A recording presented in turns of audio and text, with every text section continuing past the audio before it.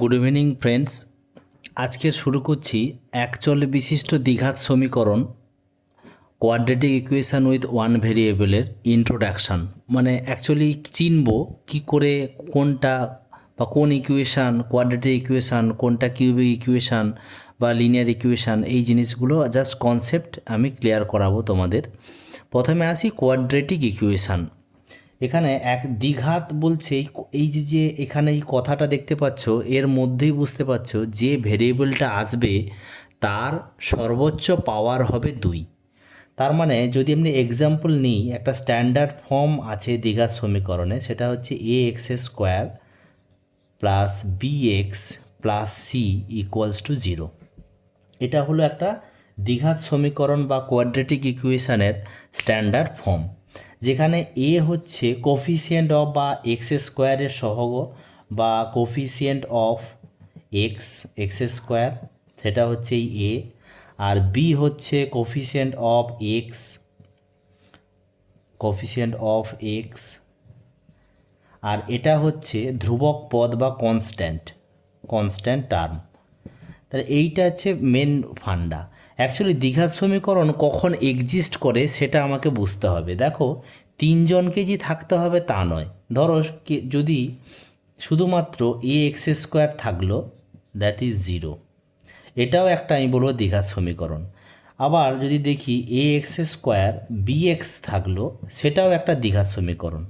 আবার যদি দেখি এ এক্স স্কোয়ার প্লাস সি থাকলো, তাও একটা দ্বিঘাত সমীকরণ। তার মানে বুঝতে পারছো যে এক্স স্কোয়ার টার্মটাকে কোনো না কোনোভাবে এক্সিস্ট করাতে হবে। যদি থাকে, এক্সিস্ট হয়, সেই ইকুয়েশানটা হয়ে যাবে দ্বিঘাত সমীকরণ। অর্থাৎ শুধু তাই নয়, এই সমীকরণের সর্বোচ্চ যে ভেরিয়েবলটা, দেখো এখানে কি এক্স আছে, এটা অজ্ঞাত রাশি, এই অজ্ঞাত রাশি সর্বোচ্চ পাওয়ার 2 হতে হবে। ঠিক আছে, যদি সর্বোচ্চ পাওয়ার 3 হয় তখন এটা কোয়াড্রেটিক বলবো না, এটা হবে কিউবিক ইকুয়েশান। আর যদি 4 হয় সর্বোচ্চ পাওয়ার, তখন বাই কোয়াড্রেটিক ইকুয়েশান আমরা বলবো। তো আজকের আমরা ওইগুলো নিয়ে আলোচনা করছি না, আজকের আমরা শুধুমাত্র আলোচনা করছি quadratic equation with one variables. তার মানে সবচেয়ে মেন যে জিনিসটা সেটা হচ্ছে এইটা, যে এক্স স্কোয়ারের কোফিসিয়েন্ট যে আছে বা সহগ যেটা আছে, এটাকে আমরা সহগ বলবো। এই সহগ যেটা আছে, সেই সহগটাকে নট ইকুয়ালস টু, মানে মেন কন্ডিশান হলো এটিকে নট ইকুয়ালস টু 0 হতে হবে। কেন হতে হবে নট ইকুয়ালস টু 0? না, যদি এটা 0 হয়ে যায় তাহলে 0 ইন্টু সামথিং কী হবে? তোমরাই জানো যে 0 ইন্টু সামথিং করলে এই টার্মটা আর থাকবেই না, তার তখন শুধু বি এক্স আর সি থেকে যাবে। বি এক্স আর সি থাকা মানে এ তখন হয়ে গেল রৈখিক সমীকরণ বা লিনিয়ার ইকুয়েশান। আমরা জানি লিনিয়ার ইকুয়েশানের স্ট্যান্ডার্ড ফর্ম কি হয়, বা রৈখিক সমীকরণের স্ট্যান্ডার্ড ফর্ম হয় a x plus b equals to 0। অর্থাৎ এখানে যে ভেরিয়েবলটা থাকবে তার সর্বোচ্চ পাওয়ার ইকুয়েশানে 1 হবে। তা দেখো 1ই আছে, তার লিনিয়ার ইকুয়েশান হয়ে যাবে।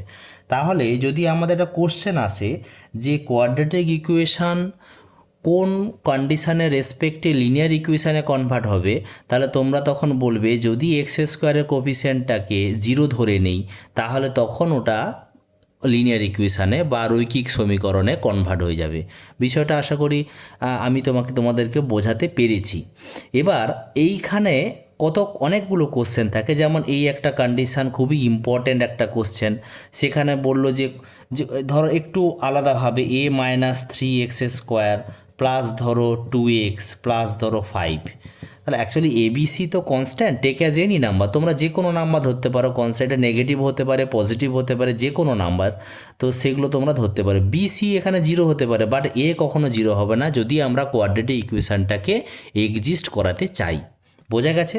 এবার এই ধরনের একটা অঙ্ক আসে যেখানে বলবে যে এটা কোয়াড্রেটিক ইকুয়েশান কখন হবে না কখন না, যদি দেখি যে এ মাইনাস 3টা ইকুয়ালস টু 0 হয়ে যায়, অর্থাৎ এর ভ্যালুটা এখান থেকে আমি কি পেয়ে যাচ্ছি, এর ভ্যালুটা 3 পেয়ে যাচ্ছি।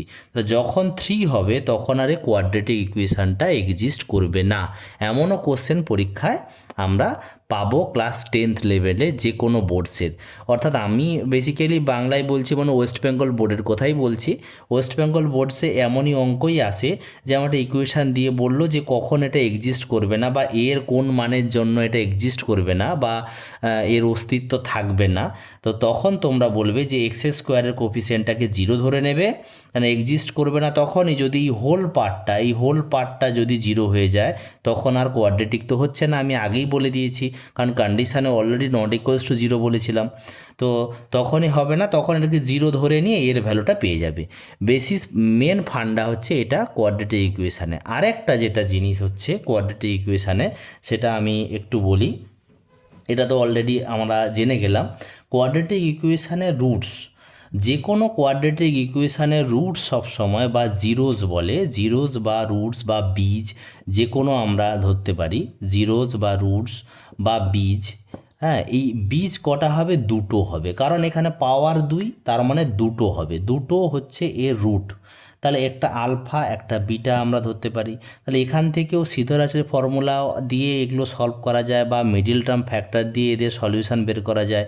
আমরা অলরেডি শিখে যা জানি সেটা আমরা বের করব, এর সলিউশন কী করে হয় সেটাও বের করা যায়।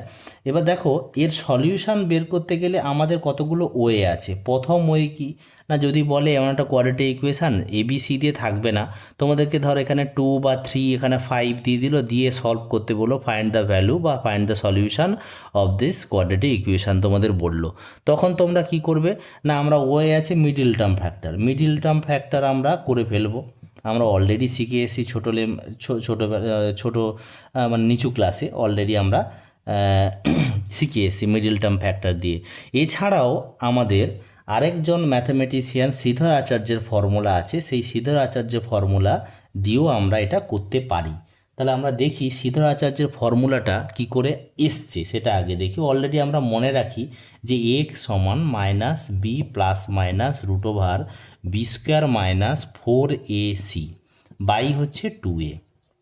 এবার ABC তো অলরেডি ডিফাইন করে দিয়েছিলাম যে এ হচ্ছে এক্স স্কোয়ারের কোফিসিয়েন্ট বা সহগ, আর এক্সের সহগ হচ্ছে বি, আর কনস্ট্যান্ট ধ্রুবক পদ। এই ভ্যালুগুলো বসালে তার দুটো যদি প্লাস মাইনাস আছে তার মানে দুটো বীজ বেরোবে। একবার প্লাস ধরে ইকুয়েশান বের করবে, সলভ করবে, একটা ভ্যালু বেরোবে, আর মাইনাস ধরে করলেও একটা ভ্যালু বেরোবে। কিন্তু অ্যাকচুয়ালি এটা এসছে কী করে সেটা আজ আমি এখানে ডিরাইভ করে দেখাবো।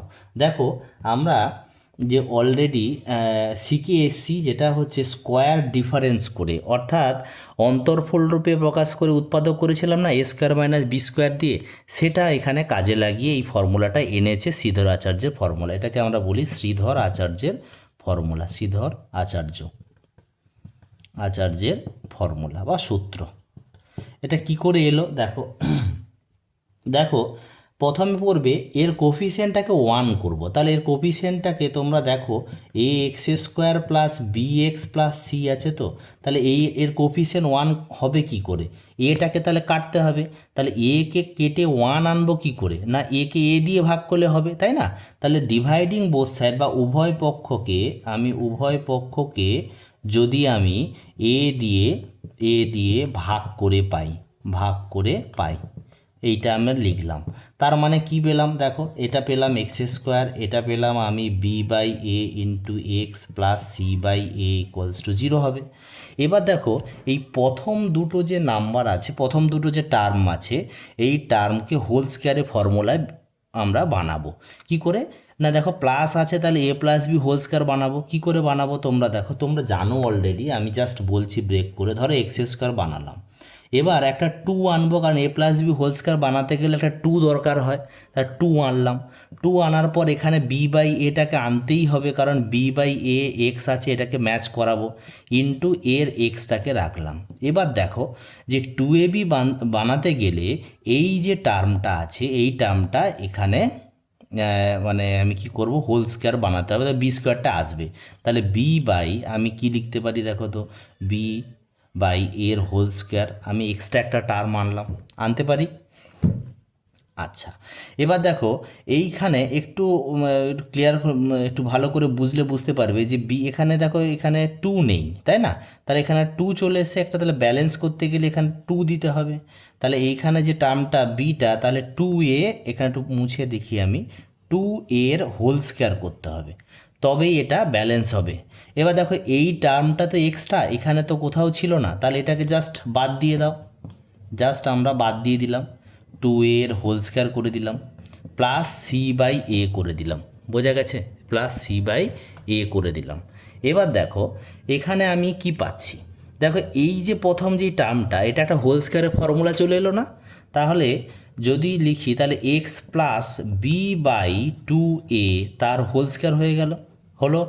এবার দেখো এটা জিরো ছিল, ইকুয়ালস টু জিরো, তার কারণ এটা এটা আইডেন্টিক্যাল হয়ে গেল, এর সাথে আইডেন্টিক্যাল হয়ে গেল, তাহলে এটা হোল স্কোয়ার হয়ে গেল। আর দেখো এইটা যদি ওপাশে চলে যায় তাহলে বি বাই টু এর হোল স্কোয়ার প্লাস হয়ে যাবে, আর এটা মাইনাস সি বাই এ হবে। ওর এবার দেখো এটা আমি যা সলভ করছি, বি বাই এর whole square, b by two এর হোল স্কোয়ার ইকুয়ালস টু হবে b square by four a square minus c by a, তাই না? এবার দেখো এটাকে যদি আমি এলসিএম করি তাহলে কি পাবো, ফোর এ স্কোয়ার পাবো। এটা যদি হয় তাহলে এটা বি স্কোয়ার হবে, কারণ এটা ডিভাইড করলে তো একই নাম্বার ওয়ান দিয়ে মাল্টিপ্লাই হচ্ছে, আর এটা হবে মাইনাস ফোর এ সি। এবার যদি আমি রুটটা তুলে দিই কি হয়, x plus b by two a সমান হবে plus minus root over b square minus four a c by হচ্ছে এর উপর রুট চাপলে কি হয়, টু এ হয়ে যাবে, কারণ ফোর এ স্কোয়ার রুট করলে টু এ হচ্ছে। ঠিক আছে? এবার দেখো হয়ে গেছে আমাদের এক্স, এটা যদি ওদিকে নিয়ে চলে যাই প্লাস বি বাই এটা ওপাশে গেলে কি হবে, minus b by two a plus minus root over b square minus four a c by two a. ঠিক আছে? এটাকে যদি আমি সলভ করি তাহলে কি পাবো, দেখো এটাকে যদি আমি সলভ করে ফেলি, দেখো two a minus b plus minus root over b square minus four a C.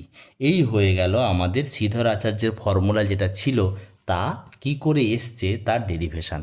বোঝা গেছে? অর্থাৎ আমাদের কাছে যদি কোনো কোয়াড্রেটিক ইকুয়েশান দেয়, যদি আমি শ্রীধর আচার্যের ফর্মুলা দিয়ে অ্যাপ্লাই করি, তার রুটসগুলো সহজে বেরিয়ে যাবে। মিডিল টার্ম দিয়েও যেমন বেরোবে, সিমিলারলি এটা দিয়েও বেরোবে। এটা স্কোয়ার ডিফারেন্স দিয়ে ফর্মুলা দিয়ে শর্টকাটে, অর্থাৎ এটা কখন লাগবে দেখবে, যদি কোফিসিয়েন্টগুলো এই যে এবিসি আছে না এখানে, এই এবিসির কোফিসিয়েন্টগুলো যদি অনেক বড় বড় সংখ্যা চলে আসে তখন এই ফর্মুলাটা ইউজ করব। কেন না, যদি বড় বড় সংখ্যা চলে আসে তাহলে তার মিডিল টার্ম করতে গেলে আমাদের অনেক সময় লাগবে, তার ফ্যাক্টরাইজ করতে হবে, তারপর দুটো নাম্বারের এমনভাবে দুটো নাম্বার বের করব যাদের মাল্টিপ্লিকেশানটা বা সাবস্ট্রাকশানটা এর সাথে ম্যাচ করবে, মাল্টিপ্লিকেশানটা মিলবে, এইভাবে করি না মিডিল টার্মটা। তো তাহলে এখানে যখন মনে রাখবে যে যখন এই নাম্বারগুলো বড় হবে তখন সিধা হচ্ছে ফর্মুলাটা ফর্মুলা দিয়ে ইউজ করলে কয়েক সেকেন্ডে বা কয়েক মিনিটের মধ্যে আমরা অঙ্কটা করে নিতে পারবো। এই গেল কোয়াড্রেটিক ইকুয়েশনের শ্রীধর আচার্যের ফর্মুলার ডেরিভেশান। এবার আসছি যে আলফা বিটা রুট দিয়ে এদের কিছু রিলেশান বের করা, সেটা আমরা একটু দেখি। দেখো কোয়াড্রেটিক ইকুয়েশানে যদি এটা দেয়, এর যদি দুটো বীজ হয়তো বলেছি, একটা যদি আলফা হয় একটা বিটা, তাই না? তাহলে আলফা বিটা যদি হয় এদের মধ্যে রিলেশান কি হবে সেটা দেখছি। যে যদি দেখি এদের দুটোর জেনারেল ফর্ম আলফা বিটা দেওয়া থাকলে তার যে রিলেশানের ফরম্যাটটা হয় x square minus alpha plus beta into x plus alpha beta. এটা দেখে তোমাদের অবাক লাগছে যে এটা কখন কাজে লাগবে।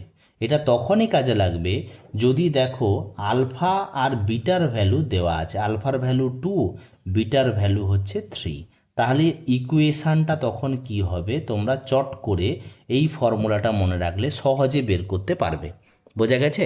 তাহলে আমরা যেমন এটাকে মিডিল টার্ম বা শ্রীধর আচার্যের ফর্মুলা ইউজ করে আলফা বিটা বের করতাম, তিনি উল্টো দিক থেকে যদি আলফা বিটা দেওয়া থাকে, এটাই হচ্ছে আমাদের গিভেন বা দেওয়া আছে, সেখান থেকে যদি ইকুয়েশানে ফিরে যেতে চাই তখন আমি এই ফর্মুলাটা ইউজ করব আর কি। বোঝা গেছে? তো আমি একটা এক্সাম্পল নিয়ে দেখাই দুটো ফর্মুলা যে অ্যাকচুয়ালি কী আসছে। ধরো আমি একটা র্যান্ডামলি একটা ছোট্ট একটা অঙ্ক নিয়ে তোমাদের দেখাই। ধরো এই একটা অঙ্ক দিয়েছে যে মাইনাস, এটা ধরো প্লাস আছে, তাহলে এটা মিডিল টার্ম করলে কি হয়, যদি আমি সলিউশন বের করি তাহলে x square plus 3x -2x -6 হয় না মিডল টার্ম, তোমরা জানো অলরেডি। এখান থেকে এটা কমন নিলে x+3 হবে, আর এখান থেকে -2 কমন নিলে x+3 হবে। তাহলে এখান থেকে কি পাবো, x+3 পাবো, কমন পাবো, আর এখান থেকে এটা কমন হয়ে গেল। এবার আইদার বা হয় এটা বা নতুবা বলি আমরা। তাহলে এখান থেকে আমি এক্সের ভ্যালুগুলো কি পাবো, যে এখান থেকে যদি সলিউশন করি তাহলে হয় x+3টা 0 হবে, বা নতুবা বা অথবা যে কোনো একটা জিনিস, বা আইদার বা অর লিখতে পারো, x-2 = কিউ হয়ে যাচ্ছে 0। তাহলে সেখান থেকে x সমান 2 পাবো, x সমান -3 পাবো। তাহলে কি দেখলাম, যে ইকুয়েশান দেওয়া আছে সেখান থেকে আমি এই দুটো তার কি বের করলাম, এগুলো তার হচ্ছে রুটস বা বীজ, এগুলো হচ্ছে তার রুটস বা বীজ। এবার যদি কোশ্চেনটা ঘুরিয়ে আসতো একই কোশ্চেন, যে এমন একটা ইকুয়েশান বের করো যার বীজগুলো হচ্ছে এটা, অর্থাৎ সমীকরণ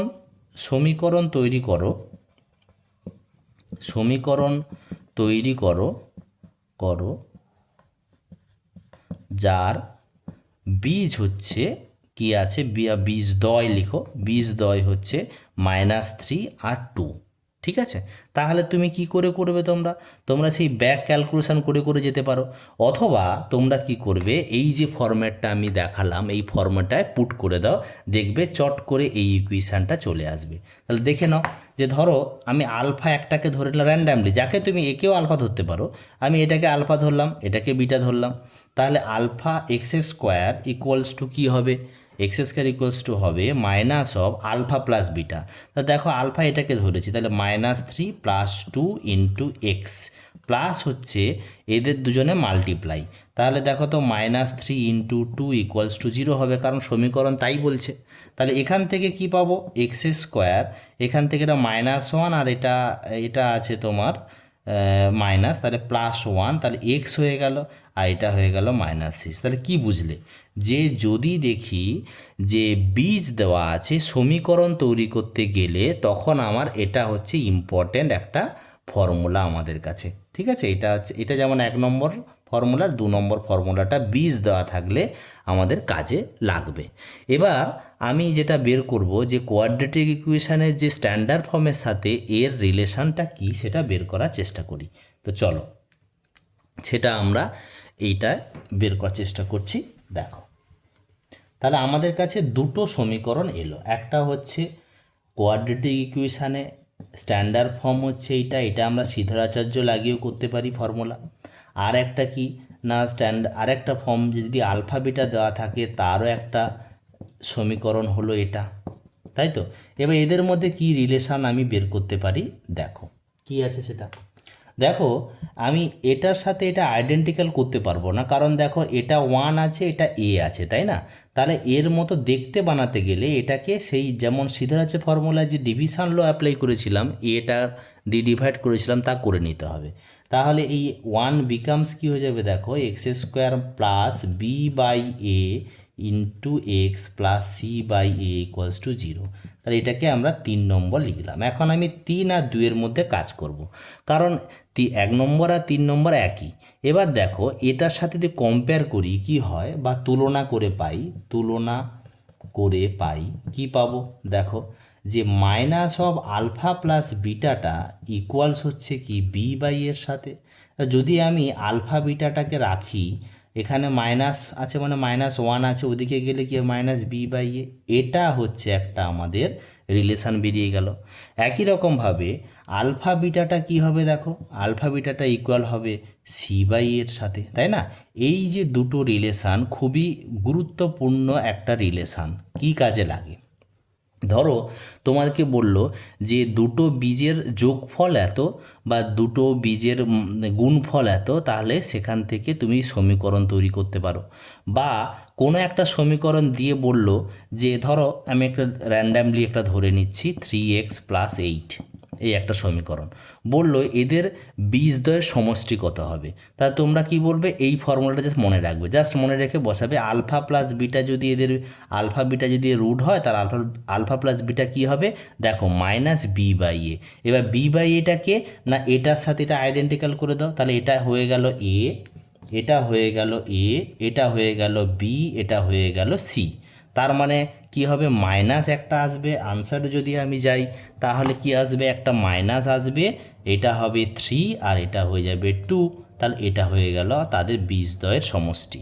আবার যদি বলে বীজদ্বয়ের গুণফল কি হতো, তাহলে তখন তোমরা বলবে যে কি না, দেখো সি বাই এ হয়, তাহলে এর সাথে তো আইডেন্টিক্যাল, তাহলে এই তো সি, তাহলে 8 বাই হয়ে যাবে 2, অ্যান্সার হবে 4। তাহলে আমরা চট করে এগুলো সহজে বের করতে পারবো যদি আমাদের অঙ্ক বা প্রবলেম যদি আমাদের কাছে চলে আসে, সহজে এই রিলেশান দিয়ে করব। তাহলে এই হচ্ছে বেসিক কনসেপ্ট কোয়াড্রেটিক ইকুয়েশানে। এর রেসপেক্টে আমরা অঙ্ক আরও করব, আরও দেখব যে চ্যাপ্টারে কেমন কেমন অঙ্ক আসে, সেগুলো আমরা সলভ করার চেষ্টা করব। এর পরের ভিডিওতে আমি সেটা চেষ্টা করছি যে পরের ভিডিওতে অঙ্কগুলো করে দেওয়ার। Thank you very much.